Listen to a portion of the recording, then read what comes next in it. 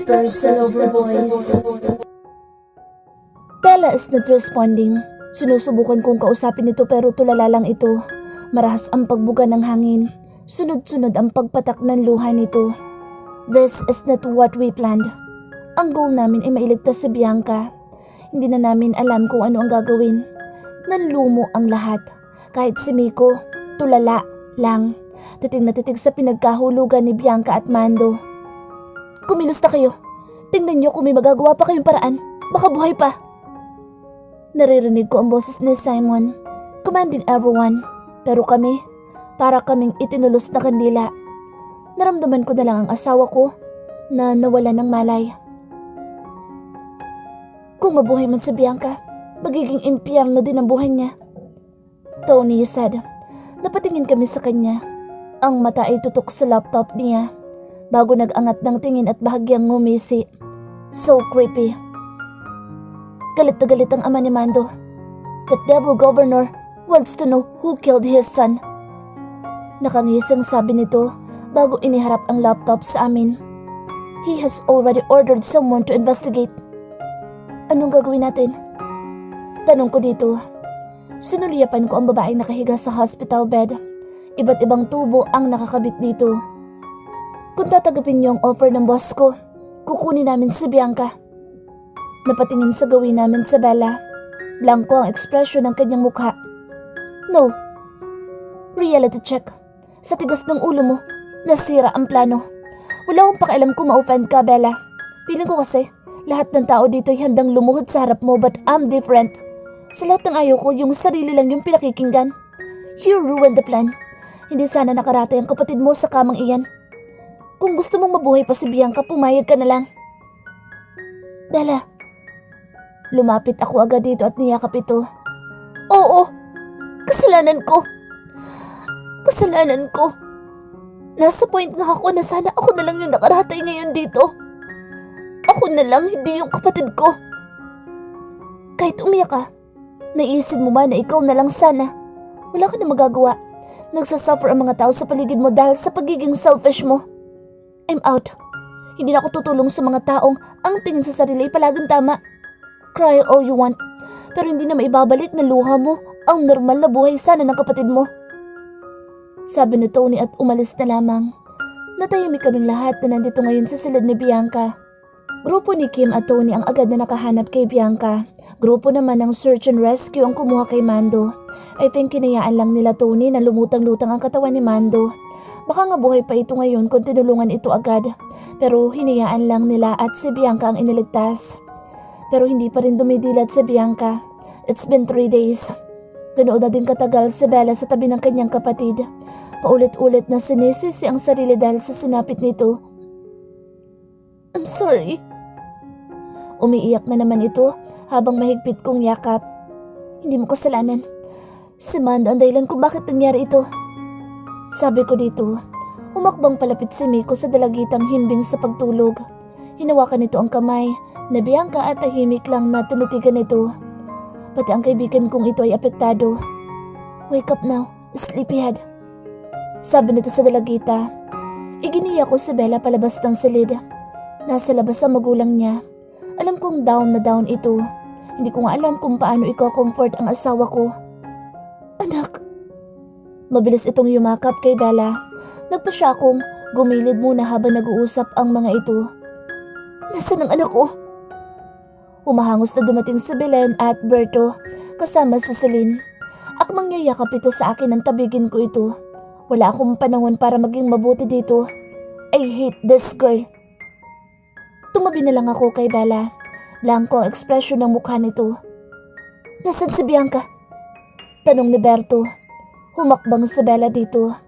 Lahat ay napasinghap ng malakas na lumapat ang kamay ni Bella sa pisngi ng kanyang papang.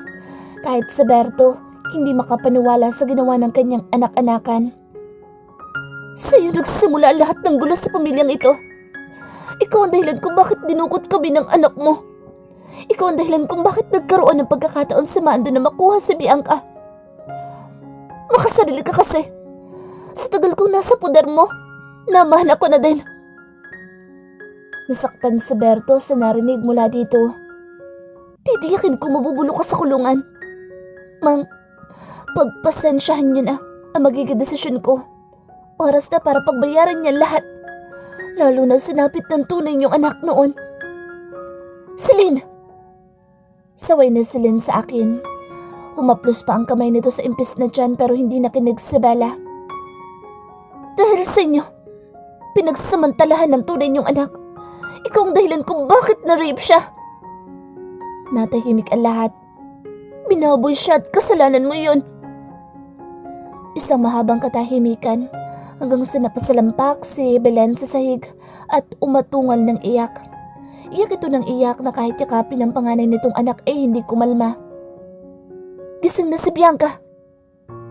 Anunsyo ni Miko. Nauna pang pumasok si Bella.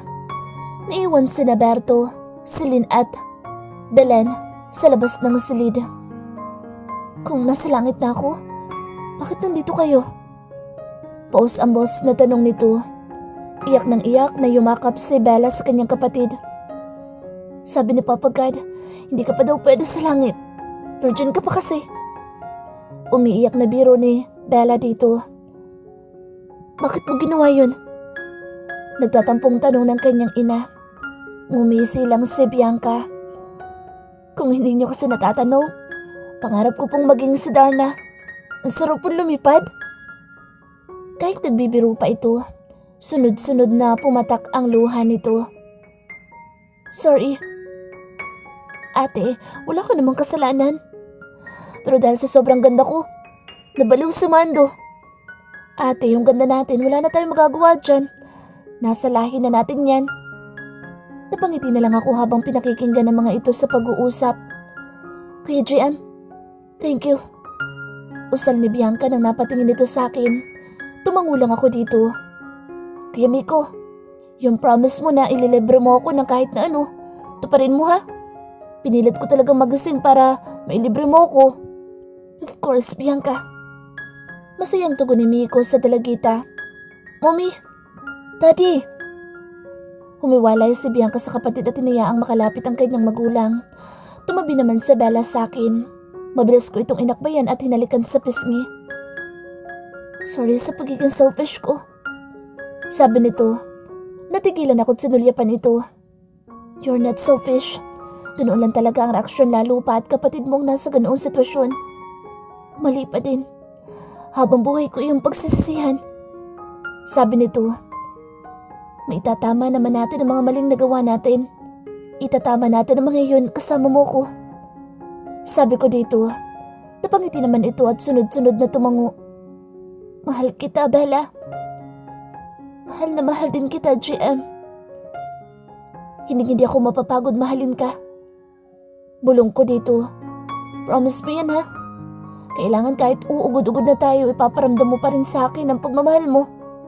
Yeah? Kahit sa paanong paraan pa. Kahit sa pinakamasarap na paraan. Napangisi ako. Nagsisimula na naman kasi itong magimpilya. Kahit mamaya, pwede kong iparamdam sa'yo. Biro ko dito. Ikinahagikik niya iyon. I'm so excited. Napangiti na din ako. Hindi man magiging madali ang mga susunod na bukas sa amin. Yung pagmamahal ko sa asawa ko hindi magbabago. Sobrang sakit yung naramdaman ko na makita ko siyang humahakbang palapit kay Mando noong nasa rooftop kami pero naisip ko, mas hindi ko kakayanin yung sakit kung kasama ko nga siya pero hindi naman siya masaya. Kaya ko isakripisyo ang lahat. Kaya ko maghintay.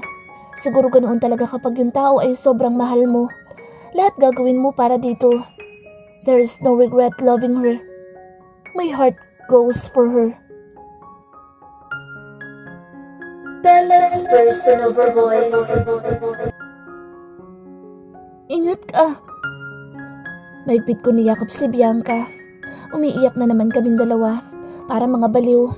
Samantalang maaari ko naman silang bisitahin nila mommy sa Amerika. Hindi ligtas si Bianca sa galit ng ama ni Mando. Hindi nito matanggap ang sinapit ng kaibigan ko. Sa pag-iimbestiga nila Simon, sa pag-amin na rin ni Papang, nalaman namin na si Mando talaga ang dahilan ng kidnapping noon. Hindi ko kayang i-absorb ang mga nalaman ko pero obsession ang nagtulak kay Mando na gawin iyon. I'm just 10 years old that time, habang siya 18 years old. Minanipulan niya si Papang. Ginamit ang perang meron siya para maisagawa ang plano. Dahil hindi siya nagtagumpay noon, inilapit niya ang sarili niya sa akin. Nagpanggap na ulila na habang pinalabas niya sa mga nakakakilala sa tunay niyang pagkatao ay malupit ang kanyang ama sa kanya. Lagi tayo magvi-video call ha? Bigyan niyo din agad ako ng pamangkin. Umiiyak na tong sabi. Tumango naman ako at sinulyapan si Mommy na umiiyak na din. Hindi naman kasi ako pwedeng umalis. After what happened, oras na para ibalik ko sa asawa ko ang lahat ng sakripisyong ginawa niya para sa aming dalawa. Hindi ko siya kayang saktan pa. Enough na iyong mga naranasan niya. Pinatunayan niya sa akin kung gaano niya ako kamahal. Ako naman ngayon na magpaparamdam ng walang inhibition sa nararamdaman ko sa kanya. Nabaling ang tingin ko kay Miko. Siya ang pinakabata sa grupo pero matured ko mag-isip. Inalalayan niyang makasakay sa passenger seat si Bianca. Masyado pang bata ang kapatid ko pero kung kaya niyang maghintay kahit mag-18 lang si Bianca, sa kanya na. Bahagya akong natawa sa naisip. Umusad na palayo ang sakyan nang akbayan ako ni GM. I love you. Masuyong sabi nito. Napangiti namang yumakap ako dito. Kung love mo ko, hihintayin kita sa balcony ng bahay ko ha? Nakangiting sabi ko dito. Napangisi ito. Nitong mga nakaraang araw, yun ang trip naming dalawa. Hihintayin ko siya sa silid, sa likod ng bahay. Aakyat ng balcony at magtatali kaming dalawa. Ang lakas daw kasi ng dating kapag ginagawa niya iyon. Mas ganado ang loko. Pumasok kami sa mansyon. Mang? Hindi na ito sumama sa labas para ihatid si Bianca. Umiiyak kasi ito at masakit daw na makitang umalis ang bunso namin. Nakakulong na si Papang. Tanggap naman niya ang naging desisyon ko at nila Mommy. Nangako din siya na magbabagong buhay na. Habang si Mamang, aalis na din kasama ang kanyang anak. Wala na akong pakialam kung muling gamitin ng anak nito ang tunay niyang pangalan. Basta ako si Bella. Anak nila Mommy Celia at Daddy Arman. Aalis na din ako, Bella. Naghihintay na si Celine sa taxi sa labas ng The Alphas Town. Sunod-sunod akong tumango. Tanggapin niyo na po ito, pang negosyo. Sabi ni GM na iniabot sa mamang ko ang sobrang tiyak ko na may makapal na pera sa loob. Tatanggi pa sana si mamang pero nagsalita akong muli. Tanggapin niyo na po iyan. Kasama noong ipon ko na ibinigay ko kay Papang. Kakailanganin ni Celine iyan dahil sa pagbubuntis niya. Naipaliwanag na sa akin ni GM na hindi talaga siya ang ama. Ang nasa larawan din ay ang kapatid nito. Hindi naman alam kung sino talaga ang ama ng sanggol na nasa sinapupunan nito pero bahala na siya sa buhay niya. Matanda na siya. Inihatid ng driver ni GMC mamang sa labas ng village habang kami nagpa siyang umakyat na muna sa silid. Expected ko, may something kaming gagawin. Pagbukas pa lang ng pinto, mabilis na akong naghubad. Maliligo ka? Takang tanong nito. Humiga ito ng maayos sa kama habang titig na titig sa akin. Wala ba tayong gagawin? Napasimangot na tanong ko dito. Expected ko magjujugjugan kami nito. Anong gagawin? Tanong pa nito. GM! Napapadyak pa ako sa inis. Feeling ko kasi pinagtitripan ako nito. Natawa ito at sumenyas na lumapit ako dito. Inilak ko ang pinto at palundag na tumalon dito. At pareho pa kaming napadaing dahil nasaktan. Ano nga palang plano mo sa bahay ni Lola Daisy? Tanong ko dito. Hayaan na lang muna natin iyon. Ipalilinis ko na lang. Ayaw naman ni Lola Daisy na bumalik doon. Nakahiga ito habang nakapatong ako sa kanya. Mahal kita. Ang sarap lang kasing bigkasin ng katagang iyon lalo pat ang sinasabihan mo noon ay ang tamang tao para sa iyo. Mas mahal kita. Usal nito. Ang kamay ay humahagod sa likod ko. Kapag nagkaanak tayo, gusto ko katulad mo. Sinulyapan ko ito. Gusto ko katulad mo. Sabi naman ito, no, mahirapan tayo kapag katulad ko. Imagine mo, mas piniling malayo sa magulang para sa ibang klaseng trip sa buhay. Natawa ito sa paliwanag ko. You're right. Sang-ayon nito. Umupo ako sa tiyan niya. Alam mo, sa sobrang ganda ko, tiwalang-tiwala ako na hindi mo ko lolokohin. Napangisi ito. Never naman kasi mangyayari. Loyal akong tao. Kinaya ko nga maghintay ng 13 years para mapasa akin ka. Ihinto sa sasakyan. Maring utos ko sa driver. Kanina pa ako nagugutom. Ilang restaurant na din ang dinaanan namin ngunit hindi ko naman gusto ang pagkain. Mabilis akong bumaba. Napasunod naman si Lana na kaibigan ko sa akin. Kakamot-kamot sa ulo na napatingin nito sa lugar na ngayon ay malawak ang ngiti at tinititigan kong mabuti. Alam kong baliw ka at naglilihi ka. Pero Bella naman, utang na loob. Huwag naman sa lamay. Frustrated na ani Lana. Ito na din ang kinuha ni GM na kasakasama ko at pinasusweldo na lang ni GM. Huwag kang magulo. Target spotted. Ngiting-ngiti na sabi ko dito sa kahumakbang papasok ng funeral house. May lamay na nagaganap doon. May mangilan-ngilang tao na agad na napatingin sa amin dahil sa biglang pagpasok namin. Mabilis kong inagaw ang hawak na panyo ni Lana. Saka kunwari umiiyak na humakbang patungo sa harap. Sino kayo? Takang ani ng babae na katabi ng kabaong. Napatingin ako sa tarpaulin at binasa ang pangalan ng patay. Langya, buti na lang babae. Kaibigan po ko ni Vivian. Ganun ba? Nasa mukha ang pagtataka. May kaibigan pala si Vivian? Sa sobrang sama ng ugali ng batang ito, hindi ko akalain na may kaibigan pala. Sabi ng ginang na lumapit pa sa amin. Muli ako napatingin sa larawan. Mukha ngang maldita. Naku, baka katulad din ni Vivian, kaya naging magkaibigan. Dinig kong sabi ni isa. Hindi po. Sadyang inuunawa ko lang po siya. Kunwari nagpahid ako ng luha. Ito nga ho pala, donation. Halata sa mukha nila na ang labis na hiya sa pinagagagawa ko. Inabutan niya ng pera ang babaeng una naming nakausap. Nagningning ang mata ng mga ito. Sa kami nanduhan ang mga nandoon na ipaghanda kami ng makakain. Humakbang naman ako palapit sa kabaong. Langiya, ang pangit sa personal. Bulong nila na sa akin. Okay lang yan. Pamemeriendahin naman tayo. Excuse me po, kain po kayo. Sabi ng isang dalagita. Mabilis akong tumango at nagtungo sa table. Nandoon ang iba't ibang pagkain sa lamay. Pasimpleng nagbulsa ng candy habang si Lana hindi na may pinta ang kanyang mukha. Saka inilabas ang cellphone at tiyak kong nagsusumbong na naman ito sa asawa ko. May bulsa ka ba dyan? Tanong ko kay Lana. Bumuntong hininga ito saka tumango. Umusog ito ng konti para magkatabi kami. Pagkatapos ay mabilis ko nilagyan ng candy ang bulsa nito. Malawak ang naging ngiti ko. Ilang araw na akong maligalig. May gusto akong gawin na hindi matapunan at mapunan ng mga daily activities ko sa mansion. Buti na lang may nadaanan kaming funeral house at ngayon fulfilling ang pakiramdam. Ngiting-ngiti nakakahiya. Sabi ni Lana pero suportado naman ako sa mga trip ko. Hindi ko alam kung bakit ganito ako ngayon. Nasa stage lang naman ako ng paglilihi. Noong isang araw galit na galit sa GM. Tumambay kasi kami ni Lana at ng mga bodyguards ko sa malapit sa gasoline station. Sobrang bango kasi sa pang-amoy ko ang amoy ng gasolina. Si GM ang mismong sumundo sa akin. Binuhat na nga lang ako ni GM dahil para na ako sabog. Ngayon lang ulit ako nakalabas dahil wala ito. May meeting at gagabihin daw ng uwi. Pagkatapos ko nagbulsa ng candy ay pinagtuunan ko naman ng pansin ang cornic, dragon seed, zesto at tinapay. Sarap na sarap ako habang si Lana ay pulang-pula na ekspresyon ng kanyang muka. Ngumisi-ngisi pa ako dito sa ka-enjoy na nginangata ang cornic. Langya ka talaga, Bella. Nakakahiya ka. Ani Lana. Mukhang mas lalo pang nahiya si Lana dahil dumarami na ang tao.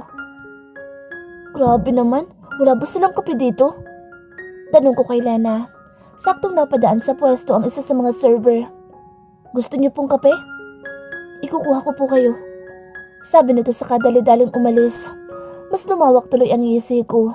Ilang minuto lang pagbalik nito ay may kape na itong hawak at inilapag sa harap ko. Thank you. Mag-refill ako mamaya ha? Pahabol ko na ikinatawa ni Lana. Gago ka talaga. Bilisan mo, tiyak na umuusok na naman ang ilong ni Sir GM sa mga pinagagagawa mo. Gusto ko lang naman magmerienda. Mahinang bulong ko. Gaga, pwede namang sa mga sikat na restaurant. Pwede sa mga fast food chain. Pwede ka din magpaluto sa chef o kaya sa The Alpha's Foodie. Pero bakit naman sa lamay pa? Stress na sabi nito. Napakamot ako sa ulo pero patuloy pa rin sa pagkain ng cornic. Ang sarap kasi. Kung yan pala ang gusto mo, sana nagpunta na lang tayo sa grocery store at bumili ng mga ganyan. Saan tayo kukuha ng patay? Nakaangat ang kilay na tanong ko dito. Bagsak pa nga itong hindi makapaniwalang nakatitig sa akin. So, hindi pagkain na nagpapagana sa iyong kumain? Gago! Malakas akong natawa. Yung tawang hindi appropriate sa lugar na kinaroroonan namin. Sorry. Ani ko na nag-peace sign pa nga. Papunta na si Sir GM dito. Lagot ka na naman doon. Dinampot ko ang kape saka humigop doon. Sabihin mo dalian niya para malagyan ko din ng candy ang bulsa niya. Ngayon, sila na naman ang malakas na tumawa. Yung tawang walang pakialam kung nakatingin na ba ang mga tao sa lugar na ito. Coffee please. Sabi pa nito na waring wala na din sa sarili na patuloy na tumawa. Dali-dali namang naglapag ng kape ang server. Nagpa-refill pa kami ng cornic. Mukhang okay lang naman sa mga ito dahil malaki ang ibinigay nila na kanina sa kanila.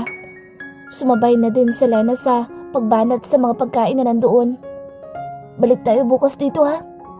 Ani ko rito. Hindi na pwede. Bukas na ata ililibing yung patay. Nakadama ako ng labis na lungkot dahil sa narinig. Napahikbi pa ako at tuluyan ng napahagulhol ng iyak. Pasensya na po. Pasensya na. Sobrang lungkot lang po kasi ni Miss Bella dahil sa pagkawala ng kaibigan niya. Hiyang-hiya na ani Lana. Tumigil ka na. Mahinang bulong nito sa akin na pinunasan ang luha ko. Basta sa itsura nito, nais na lang nitong lamunin siya ng lupa. Hindi ko alam kung paano tumigil. Ani ko na masagana pa rin umaagos ang luha. Makakatay ako ng asawa mo sa kalukuhan mo. Stress na ani to na patuloy akong inaalo. Ito, gusto mo bang ipagbalat kita ng dragon seed? Gusto mo pa ba ng kape para nervyusin ka man lang? Bahagi ako natawa sa kamabilis na pinahid ang luha. Okay na pala ako. Kain tayo? Sabi ko na ngumiti pa dito. Napabuntong hininga na lang si Lana at hinilot ang sentido. Bakit galit ka na naman? Malakas ko sigaw kay GM pagpasok namin ng mansyon. Tahimik kasi ito pagkatapos kaming sunduin sa lamay kanina. Hindi ka sasagot ha? Wife, ikaw itong galit. Ikaw itong kanina pa sigaw ng sigaw. Malumanay na sabi ni GM. Humakbang sa akin at niyakap ako. Napahikbi ako sa gesture nito sa akin. Hala, bakit ang bait-bait mo? Dapat galit ka kasi galit ako. Of course not. Naintindihan ko naman kung bakit ka may mood swing. Sabi nito na pinisil pa ang pisngi ko. Sorry na. Promise kapag may nahanap ulit kaming lamay, isasama ka na namin. I think yun ang dahilan kung bakit kanina ka patahimik. Natawa sa GM na pinisil ang pisngi ko, saka inilapat ang labi sa labi ko. Crazy girl, magpahinga na tayo. Kailangan yun ni baby na magpahinga. Pinisil pa nito ang pisngi ko. GM, magagalit ka ba kapag sinabi kong ayaw kitang katabi sa bed? Natigilan ito at mabilis na napatingin sa akin. What? Ayaw kitang katabi. Bumuntong hininga ito sa katumango. Okay. Hinalikan nito ang noo ko saka muli akong iginiya patungo sa hagdan. Sorry. Ani ko na biglang nakadama ng guilt. You don't need to. Ngayong gabi lang naman, di ba? Oo, ngayong gabi lang. Mabilis kong tugon. Mukha namang natuwa si GM sa narinig. Pero yung isang gabi ay nasundan pa ng ilang gabi. Umabot na nga ng isang buwan. To the point na ayaw ko itong makita. Gavin's personal voice. Para kang tanga. Tumigil ka na nga sa kakainom mo. Inagaw ni Chris ang alak sa kamay ko. Hindi ko na alam ang gagawin ko. Isang buwan na akong hindi kinakausap ni Bella. Alam ko namang baliw yung asawa ko pero sa tingin niyo tama ba yun? Natawa ang mga kaibigan ko na kasama ko ngayon. Nagyaya ako ng inuman session dahil stress na ako. Bakit si Gary? Hindi naman mukhang stress sa pagbubuntis ng asawa nito. Mukhang ang hiyang nito dahil mukhang mas lumalaki ang katawan nito. Kung ikaw hindi tinatabihan ng asawa, may isa ditong sirang-sira na ang diet. Ani Miko na tumingin kay Gary na napakamot sa ulo. Shit, I'm so scared to go home. Last night nagpatuloy ito ng adobong tuyo. Himutok ni Gary. Adobong tuyo? Manghang ani Laika na malakas talagang napatawa. Narinig ko pang nagpapaluto daw ito ng sinigang na fishball. Good luck my friend. Sabi ni Simon na aliw sa mga pinagdadaanan namin. Kuya GM, huwag ka na magpakalasing. Tiyak na magiging okay din ang lahat. Hindi pa naman talaga ako lasing. Marami ang nainom pero hindi lasing. Sir GM! Humahangos na ani Lana papasok ng The Alphas Foodie. Agad akong tumayo. Bakit? Hinahanap po kayo ng asawa niyo. Galak na galak ang tinig na sabi ni Lana. Hindi ko na pinansin ang mga kaibigan ko naghiyawan. Hawak na hawak talaga ako ng asawa ko sa leeg. Stress na ako nito mga nagdaang linggo dahil naging trip talaga nito na dumayo sa iba't ibang lamay. Binilhan ko na siya ng supply ng mga pagkain. Nakikita ko sa lamay ngunit hindi ito natuwa. May times na sa tinda-tindahan nito pa siya natutulog dahil ayaw daw talaga niya akong makita. Bella? Tawag ko dito. Nakaupo ito sa harap ng tindahan. Sa itsura nito ay mukhang hindi pa naliligo. Nananaba na din dahil nga buntis ito.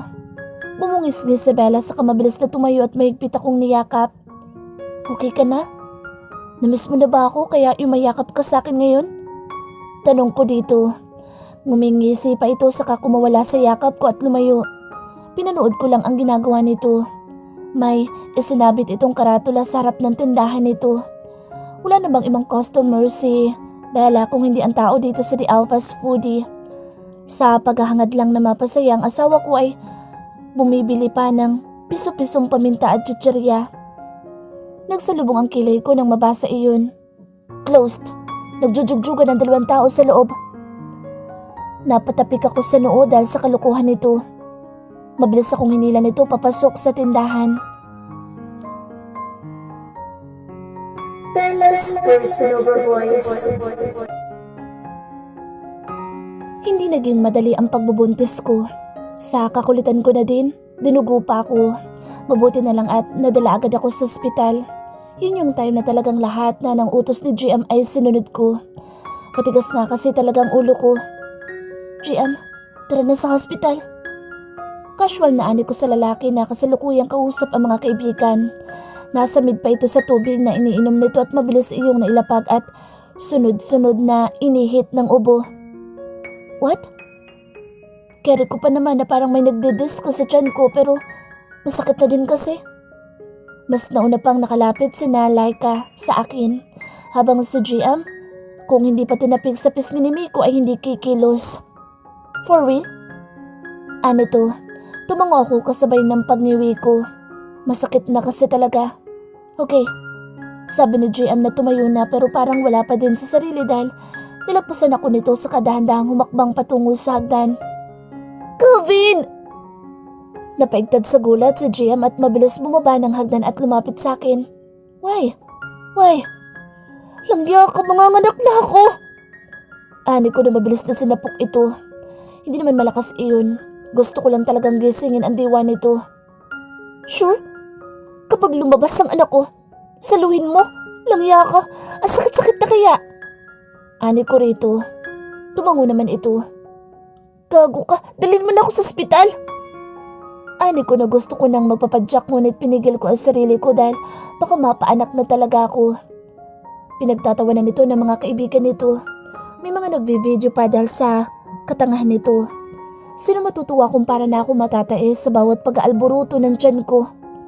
Lumapit sila sa akin at inalalayan na ako habang si GM ay waring natauhan at mabilis na umalalay sa akin. Masakit na masakit? Tara na sa ospital. Halatang kabado ang lalaki ngunit mukhang natauhan na ito. Inalalayan ako makasakay sa kotse. Si Laika ay nakasiksik na din. Nagmamadali na din ang mga kaibigan ni JM. Mukhang ritual na ng mga ito na sa tuwing may mga nganak sa mga asawa ng mga kaibigan nila ay halos lahat sila ay nagpupunta sa ospital. Sasakupin ang waiting area at mag-iingay. Bubulihin ang kabadong kaibigan. Observation ko na iyon sa mga ito. Kalmadong kalmado ako. Abay dapat lang naman. Nagpaka-wild ako noong ginawa namin ito. Kailangan kalmado lang talaga ngayon. Inubos ko na yung mga kabaliwan ko noong nagbubuntis ako. Huminga ka ng malalim. Sabi ni GM pero ito naman ang gumawa at hindi ako. Halatang tensyonado at parang matatain na. Aray! Malakas kong daing. Parang humulagpos ang lakas ni GM dahil sa gulat. Napaupo ito. Habang ako ay malakas na tumawa. Joke lang naman kasi yun. Saka ko tinapik ang balikat at pisngi nito saka sumama na sa 2 nurse na mag-a-assist sa akin. Kinindatan ko pa si GM na putlang-putla na.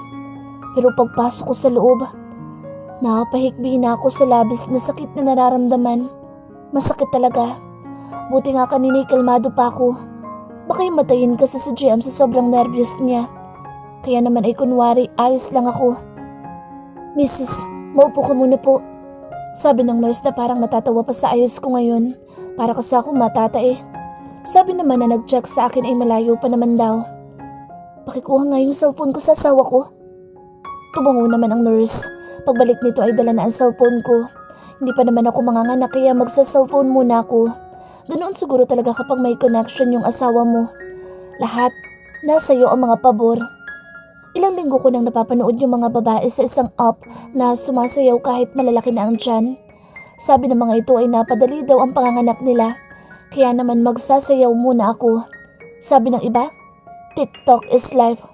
So, tatry ko yung mga dance moves ko. Pinapanood ako ng mga nurse na parang nagpipigil lang ng tawa. Alam kong si GM lang ang nabibilib sa paggiling ko.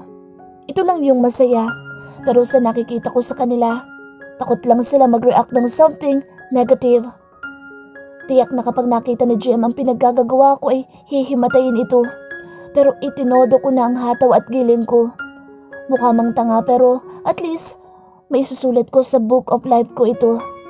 Pagkatapos ng ilang minuto ay ngumisi ako sa mga ito. Nasaan na si Doc? Langiyang mga anak na ako.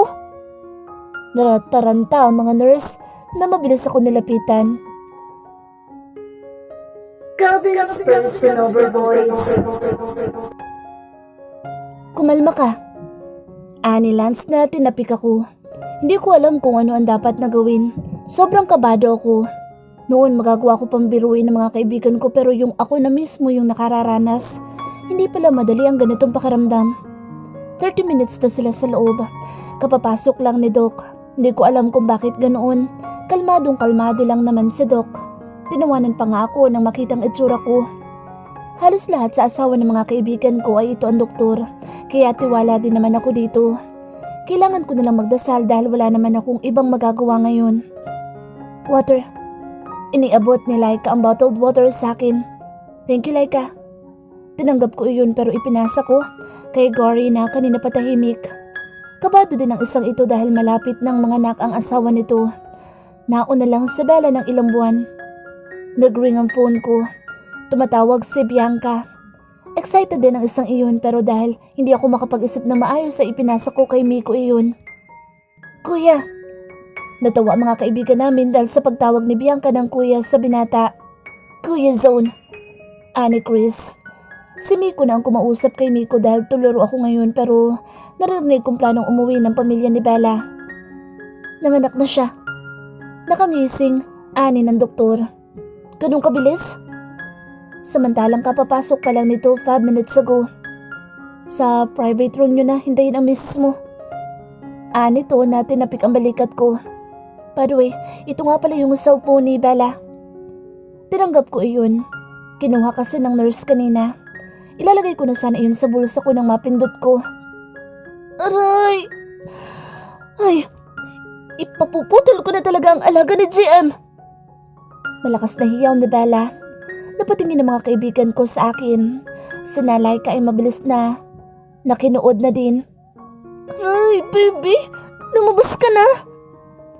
Pati ang mga nurse ay nagtawanan sa ingay nito. Kitang-kita sa mukha nito na hirap na ito. Mrs., huwag mo na maipuputol. Sayang ang lahi ng asawa mo. Magparami kayo. Tawa pa rin ang tawa ang mga nurse kahit ang doktor. Masyadong malaki. Tsak, bubuntis ulit agad ako. Hindi ko mariresist ang alaga ng asawa ko. Sabi nito na tumawa na rin kahit mangiyak-ngiyak pa. Naku, nasasabi mo lang yan kasi masakit ngayon. Pero kapag okay na lahat, tiyak na hindi mo rin mapipigil ang sarili mo. Go lang ng go. Nice advice. Aray! Mabilis kong ini-off ang cellphone. Kinakabahan ako. Baka kung ano pa ang maisigaw ni Bella kapag ipinagpatuloy ko pa iyong panonood. Tawang-tawa naman ang mga kaibigan ko. Umuntong hininga na lang ako at napahilot sa sentido ko. Bella is Bella. Ibang klase. Kuya GM, trending si ate Bella oh. Iniharap naman ngayon ni Babo ang cellphone nito. Shit. Parang nalambot ang tuhod ko sa labis na shock habang nagpe-play sa video ang asawa kong todo hataw habang tumutugtog ang kantang masyadong mabilis ang beat. Pero hindi ko alam ang title. Diyos ko, ang anak ko. Pinatalbog na ng ina sa loob ng tiyan niya. Kasal na kami ni Bella, pero gusto kong maranasan ito yung experience ng mga asawa ng mga kaibigan ko. Ang grandeng kasal na magiging saksi ang lahat. Pero sabi ni Bella, hindi niya na daw kailangan iyon. Napakasimple lang talaga nito. Ito yung tipo ng babae na payag i-date sa lamayan. Cornic lang at kape ay masaya na ito. Saka naging tutok din ito sa panganay namin na si Fallen. 2 taon si Fallen nang masundan agad. Sa sobrang palad ko, dininig ng Diyos ang wish kong 4 na anak sa isang putukan. Sa ikalimang pagbubuntis na Bella ay 4 na sanggol ang dinala nito. Ang nag-iisang anak ko na lalaki na si Mackenzie at ang 3 na sina Faith, Hope and Heaven. Kinailangan pa namin magdagdag ng helper dahil hindi talaga kakayanin ni Bella ang 5 bata na aalagaan kapag nasa office ako. Mama? Pareho kaming napabalikwas ni Bella dahil sa pagtawag ni Fallen. 3 taon si Fallen ngayon. Matatas magsalita at ako na lang minsan ang kusang sumusuko sa katabilan ng bibig na parang mama nito. Tae ako, mama? Nanunulis ang ngusong anito. Pupungas-pungas si Bella na bumangon at lumuhod sa harap ng anak. Anak, hindi ka tae. Tao ka, anak ko. Malakas ako natawa dahil sa sinabi nito sa anak namin. Mukhang naalimpungatan nito. Mama, tae ako. Anak, listen to me. Kapag tae ka, ibig sabihin mabaho ka. Mukhang ang nadudumi na ang anak namin panganay kaya bumangon na rin ako at nilapitan ito. Ako na ang bahala sa kanya, baby. Patulog ka pa. Sabi ko dito, tiyak kong puyat ang asawa ko. Kailangan din naman ito magpahinga. Alam ko mas mahirap ang ginagawa ng isang ina kesa sa amin. Pero dahil matatag ang asawa ko'y kinakaya nito. Napapailing na lang ako kuminsan. Kuminsan ay lutang na lutang ito. Ako na rin na nag-aasikaso sa mga bata kapag weekends. Binibigyan ko talaga ng time si Bella na makapagpahinga. Madalas dito tumambay si Bianca, pero madalas si Miko ang pinapasakit nito ng ulo. May kakulitan talaga ito. Kung ano ang bawal ay siyang ginagawa nito kaya minsan gusto kong bantay ko ang mga bata kapag nandito si Bianca. Puro kasi kalukuhan ang itinuturo nito sa mga pamangkin. Papa, ngayon yung surprise natin kay Mama? Tanong ni Fallen. Mabilis akong tumango dito. Isang garden wedding na kasalukuyang isinaset up sa garden namin. Walang kaalam-alam si Bella dahil madalang itong magawi sa garden. Ngayon ay dito kami sa bahay sa likod ng mansyon na tulog. Gusto kasi ni Bella, masanay din sa ganitong bahay ang mga bata. Naiintindihan ko naman ito. Baliw-baliw lang ito pero pagdating sa mga anak namin ay ito ang palaging may authority. Kukunin ng mga yaya ang mga anak ko mamaya para makapag-ayos pa kami ni Bella. Pero sana lang ay umayon ang lahat sa plano. 8 a.m. Dumating ang mga yaya. Nagtaka pa nga si Bella nang kunin na ng mga ito ang mga anak namin. Sa mansyon lang naman sila. Miss na kaya kita. Lambing ko dito. Kailangan mapili ko ang mga tamang salita na gagamitin para sa plano ko. Tiyak kasi kapag nagkamali ako kahit pa konti ay masasapok ako ng maligkalig kong asawa. Mismo ko? Hindi nga tayo nagbe-bebe time kagabi. Himutok nito. Alam ko naman kasing gusto lang ako nitong i-please kagabi. Alam ko namang pagod ito. Mamayang gabi, honeymoon tayo. Malawak ang ngising ani ko rito. Honeymoon? Takang ani Bella. Yes, kasi ikakasal ulit tayo ngayon. Malakas na sapok ang inabot ko dito. Bella! Gulat na ani ko rito. Anong kasal? GM, sabihin mo sa akin, nakalimutan mo na ba? Kinasal na tayo dati. Nakalimutan mo na ba? Sabihin mo ang totoo sa akin. Sabi ko na nga ba, dapat pala binuhat ko na lang ito saka dinala sa garden at pinakasalan. Pero tiyak namang masasapok pa din ako nito. Ang masaklap, kung ginawa ko iyon ay tiyak na witness ang lahat na bisita sa mangyayari. Siguro tama na din ito. Yung kamilang dalawa. Bawas kahihiyan kapag nabaliw na naman ang isang ito. Nagsayang ka ng pera? Ano ka ba naman? 5 na yung mga anak natin. 5 na yung kailangan natin bilhan ng gatas. Kuryente, tubig pa. Mariin kong inilapat ang labi ko sa labi nito. Kung ano-ano na lang iniisip. Samantalang kahit bilyon pa ang gastusin ko sa kasal na ito, ay ayos lang dahil tiyak naman na hindi maghihirap ang mga anak namin sa future ng mga ito. Pakasalan mo ako ulit, please. Sabi ko dito. Bumuntong hininga si Bella. Wari nag-iisip. Ang kulit? Nasaan ang wedding gown ko? Arat na. Bella's personal voice. Mahal kita. Napalingon ako sa mga bisita namin na wari naghihintay na magandang vow na maririnig mula sa akin. Napakamot ako sa ulo ko. Hindi ako handa samantalang itong lalaking nakangisi sa harap ko ay may kodigo pa. Mahal din kita. GM said. Mahal kita kahit hindi mo man lang ako in-inform na kailangan ko ng vow ngayon. Malakas na nagtawanan ng mga bisita sa pangunguna ng mga kaibigan nito. Mahal kita. Kahit pa ako lang matino sa ating dalawa. Seryoso kong ani dito. Yung line na yun ay nakita ko lang sa kodigo ni GM. Nagsalubong ang kilay ng asawa ko dahil tsak na alam nitong linya niya iyon. Mahal kita kahit pa pinapasakit mo palagi ang ulo ko. That's enough. Ginagaya mo yung kodigo ko.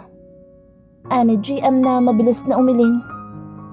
GM, kahit na matigas ang ulo ko, kahit na mas komplikado pa akong unawain kaysa sa mga anak ko, inuunawa mo pa din ako. Wala man ako magandang speech ngayon. Araw-araw ko nilang ipararamdam sa iyo kung gaano kakaswerte na ako ang naging asawa mo.